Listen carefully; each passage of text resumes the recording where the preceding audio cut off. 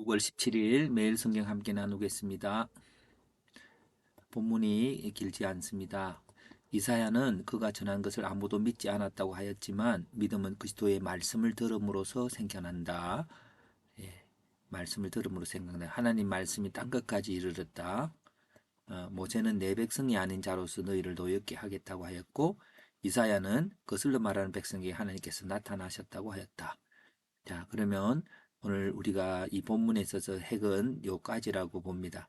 이 마지막 부분에 그러나라고 이렇게 하시면서 바울은 무슨 주제를 말하고 있습니다. 그래서 이 전체적인 객관적인 내용은 땅끝까지 전해지는 하나님 말씀. 그래서 대상은요, 말씀을 듣는 땅끝 사람들, 어,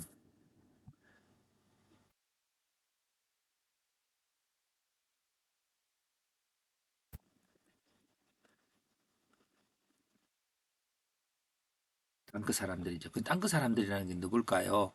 이사야와 모세는 거슬러 말하는 자들이라고 그랬습니다. 그래서 결국 내 백성이 아는 자로서 이스라엘 시기나게 할 정도로 거슬러 말하는 백성이라고 했습니다. 전해지는 방법은 믿음은 하나님 말씀을 들음에서 난다. 그렇게 볼 수 있습니다. 그럼 이것에 대해서 이제 좀 더 나의 주제로 찾기 위해서는 이거를 이 패턴화된 걸 갖고 한번 적어 봅니다. 하나님 말씀을 거역하는 자들에게 전해질 하나님의 말씀이므로 그들이 거역한다 할지라도 땅끝까지 누구에게나 복음을 전해야 한다. 그러면 그 복음을 듣고 믿는 자가 땅끝에서 나온다. 땅끝 사람들이죠.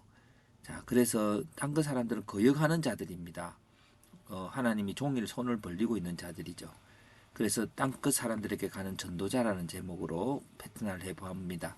전도의 내용은 예수님 말씀이고 대상은 거슬러 말하는 백성이고 이 거슬러 말하는 백성 찾지 아니한 자들에게 묻지 아니한 자들에게 같은 내용으로 볼 수 있습니다. 그리고 시기의 그 전도 지역이 땅끝이고 시간 항상입니다.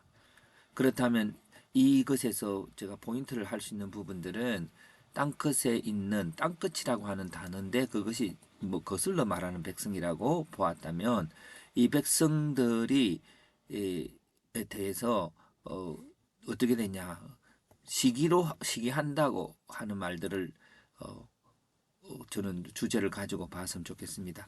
시기의 내용은 하나님을 열심히 따르는 나보다 거슬러 말하는 그를 더 크게 사용하신 하나님을 보고 그 거슬러 말하는 자에게 대해서 갖는 태도이라고 볼 수 있습니다. 그 시기의 대상은 거슬러 말하는 자가 하나님의 말씀을 듣고 믿게 된 자이고 찾지 않은 자에게 하나님 말씀 임하게 된 자입니다. 자, 오늘 이 시기로 말하자면은 여기가 바울이 그리 생각했습니다. 바울이 그 하나님을 열심히 따랐습니다. 하나님 열심히 따랐는데 어 어느 순간 보니까 열심히 따라도 자기가 잘못된 걸 알고 오히려 어, 더 다른 사람들이 하나님을 믿게 됐어요. 그래서 그런데 그렇게 됐다고 하는 그 사실들을 지금 경험한 거죠. 뿐만 아니라 또 이런 바울 자신이 적어볼까요? 바울이 그 그리스도인을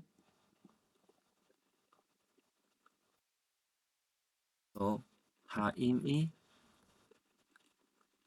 예 예전에 한국에 한 유명한 소설가가 쓴 소설이 하나 있습니다. 그 소설 주제가 뭐였냐면 아주 하나님을 신실하게 믿고 있는 두 사람이 있었습니다. 바울과 또 같이 그 가까이 있는 그러는 그 가말리엘 문화에 있는 그 사람이 있어요. 근데 그 바울은 때로는 이렇게 예수 믿는 자를 막 죽이기도 하고 막 그런데 그 소설의 그 주인공은 나는 저 그리스도인이 옳다고 마음으로 생각하고 그렇게 바울이 행하는 행동을 에 대해서 좀 나쁘다고 마음은 생각했어요. 그런데 막 바울은 예수 믿는 사람을 죽이려고 하는데 어느 순간 딱 보니까 하나님이 자기를 쓰신 게 아니고 바울을 쓰고 계시는 것을 발견한다는 내용이었습니다. 그 아주 유명한 작가여서 인상 깊게 소설 읽었던 기억이 납니다. 그렇습니다. 그래서 그것이 이제 시기죠. 아, 저 사람 저 나쁜 사람이고 저 성질도 더럽고 뭐 때로는 뭐 학교 시절 때 공부도 안 하고 뭐 이렇게 했는데 아, 유명한 목사가 된다거나 뭐 어떻든 뭐 하나님이 크게 쓰실 때 우리가 그 나는 뭐냐? 나는 열심히 교회 다니고 하는데 내가 이거 왜 이거밖에 안 되냐라고 하는 그것 속에서 주어지는 하나님의 주권적 은혜인 거죠. 알게 모르게 우리는 예수를 믿어도 아, 내가 예수를 좀 더 잘 믿고 하면 하나님 더 상을 주신다고 하는 그 생각들이 불쑥 계속 올라올 때에 다시 이런 본문들을 통해서 아무것도 아니다라고 하는 생각들을 저절로 할 수 있어야 된다고 하는 거죠. 그래서 하나님께서 전적인 은혜로 구원을 주시는데 말씀만 믿기만 해도 되는데 거슬러 말하는 자에게 믿음을 주셨다라고 하는 것이죠. 그래서 그 제목을 시기라고 하는 단어로 그 감정 상태를 표현하고 있다고 봅니다. 그래서 그러면 우리가 시기가 일어날 경우에 결국 나도 누군가로부터 그 질투와 시기를 받는 무엇보다도 그리스도인이 됐으니까요.